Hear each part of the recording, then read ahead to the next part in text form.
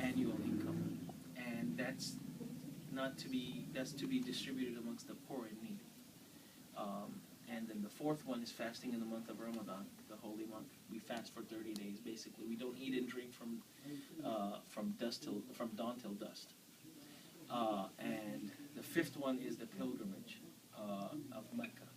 You have to do that once in a lifetime if you are physically and financially capable and able to do so. So those are the five pillars of Islam. As far as the articles of faith, for a Muslim, it's incumbent to obviously believe in one Lord without association of any partner, to believe in all the prophets equally, to believe in all the heavenly sent books, angels, destiny, all good and bad that comes from God, and the life hereafter, and heaven and hell. So this is basically the articles of our faith. As far as a Muslim, if a Muslim denounces the prophethood of any prophet, they are no longer in the fold of Islam. If they deny anything of the hereafter, as if heaven and hell doesn't exist, they are out of the fold. If they reject accountability, the day of resurrection, these are the articles of faith, and that's what we believe in. So there's a lot of similarities. All the heavenly religions, Judaism, Christianity, and Islam, when it comes down to the foundation, they're very similar. Believing in one God. I guess you can say, it would be fair to say that, where Islam parts from Christianity is the fact that, we believe God to be independent, neither to be a father or a son of anybody. We don't believe that any of the prophets are intermediaries between us and God. No one holds that position, not even the Prophet Muhammad. Whenever we seek repentance for our sins, whenever we seek guidance, we have to ask God directly. Not even through the prophet, or not even through a pious person or a saint, or somebody holy, etc., etc. So that's basically the articles of faith. So what is your job as the imam? Well, I basically I lead the prayers over here. I also conduct Quranic classes, which you most probably saw the little kids going in and out. I teach them how to read Arabic and the Quran. I give the Friday Mass, the sermon on Fridays, and I conduct other religious activities, lectures, workshops, seminars, etc., etc. So basically, I am what you would consider a minister without the Cadillac. So basically, that's what it is. Does Islam have any sort of hierarchy like Catholicism? No. None? No. It doesn't have any hierarchy. There's no, you're not associated with a particular mosque. You know how you how you have members to, everyone that comes here to pray is because they live here. We have other mosques in downtown, so anyone is welcome to pray at any mosque. It's not like a different denomination or anything like that. There's a large Muslim community on the West Bank, Harvey and Algiers and all that. They pray at the mosque over there because, coming all the way down here would be really inconvenient. So basically, that's how it works. And you most probably observed our congregation. All races, all colors, all size. So basically, that's what it is. We all stand in the same line. So that's basically what Islam is founded on. Equality. So there are no divisions of Islam, or are there, or certain denominations? I know you said there are denominations. Well, there's two main sects, and that goes back about 1,000 years ago, and those were based on political differences, and so on and so forth. But when it comes to the core, they're pretty much the same. But that's that's very unfortunate, but it is what it is. What do you think the main draw of Islam? Why do so many people, I guess you say, are a part of that faith? Well, do you mean in the sense of people that? Well, speaking for the congregation here, most of the people that come here for the congregation, they're either born Muslim. They come from Muslim backgrounds. They come from Muslim countries. But we have actually in downtown. There's a mosque There's a mosque on Jackson and Barracks, and that mosque is particularly in the center of the African American Muslim community. And the sense I get from talking to the brothers over there is that, a lot of them, they're well versed, with the Bible and, Christianity back in the past. And, it basically, their study of Islam in the book, it cleared, a lot of misconceptions for them.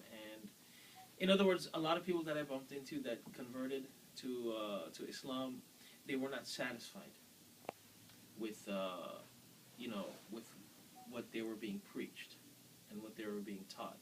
So when they finally got a hold, of the book and started studying, they realized that, this makes more sense, and that's just, I'm just, communicating what I experienced, what their experience is, because it's different being born into a religion and actually accepting a religion. Yeah. You know what I mean? Yeah. Being born into a religion comes with its conveniences. It's not really much of an uphill struggle. When you tend to change and accept another religion, another path, it's an uphill battle.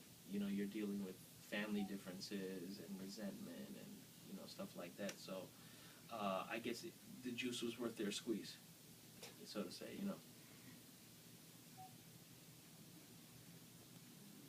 Can you please tell why we have to wear this to go to? Well, I mean, that's particularly, see, in Islam, and I'll give you some pamphlets over here, that's called the hijab. Right here, unveiling the mystery behind the hijab. Basically, yeah. Islam, basically, it emphasizes a lot on modesty, and it's not just for the women, it's for the men as well. Okay? So the hijab and wearing the hijab is a sign of modesty. Okay? Now, a lot of women, may not observe, the head scarf outside, but at the mosque for prayer, because basically when you're praying, it signifies you're standing before the Lord. So there's a certain dress code and a certain etiquette for that. You may have noticed a lot of men wearing a hat like this. So that's what that comes down to. So whenever whenever someone comes to the mosque, that's the dress code and etiquette to observe. Just like taking off the shoes, because we are now in the sanctity. We call this the house of God, the house of Allah. Allah is Arabic for God. It's not a separate entity. So basically, when you're entering the house of the Lord, that's a certain etiquette that you have to observe.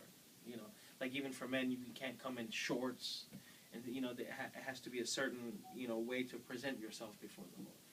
So that's why, in particular for this mosque setting, that's why it's it's highly requested and suggested.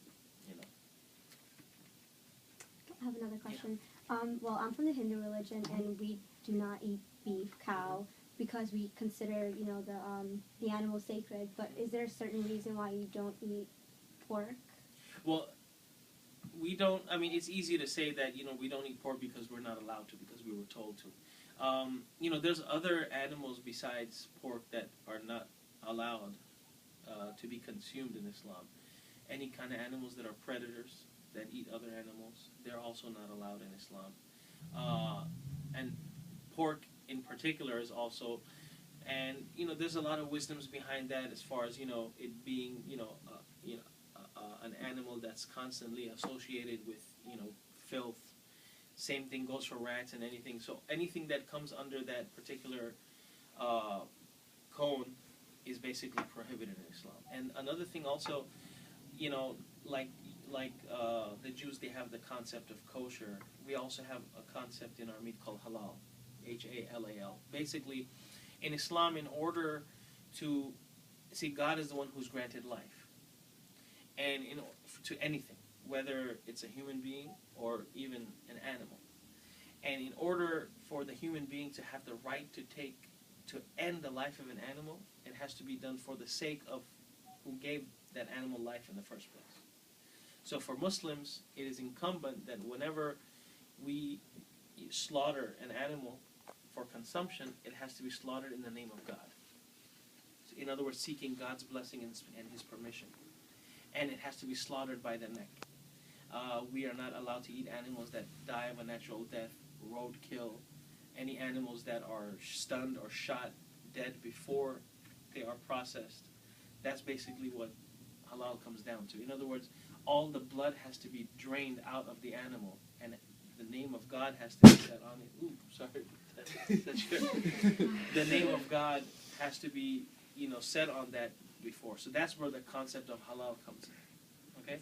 So even when it comes to our meats, there's a particular restriction. There's a dietary preference. You can kind of call it like organic, Well, also, the animal should be given water. The animal shouldn't be shown the blade, shouldn't be slaughtered in front of other animals. So all of these things, and they have a lot to do with, treating a living being in a respectful way, even though we're taking its life. So that's the concept behind that. Do they have like special food for them? Like I know they have like Kiwi National hot dogs. Well, yeah, they have many companies in America. Yeah, they're sold. They're not too widespread sold over here in like Walmart per se. But if you go in bigger, major metropolitan areas where they have a lot of Muslim population, like over here, our Muslim population is about 8,000-9,000. You go to Houston, it's about 100,000. So when you have that to cater that, obviously you find these things on the mainstream shelves and stuff like that. But yeah, definitely we have.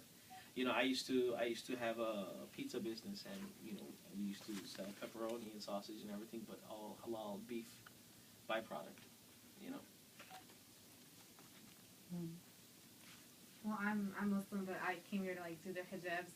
But I think like the biggest misconception about Islam, like anywhere, is like how women are inferior, men are dominant.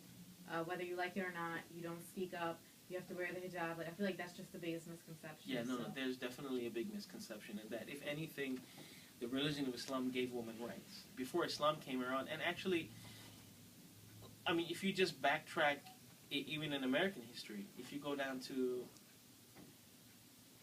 the days of Prohibition, even at that time, women weren't allowed to vote. Women weren't allowed to, Islam came at a time where women were not allowed to inherit. Women weren't allowed to own anything.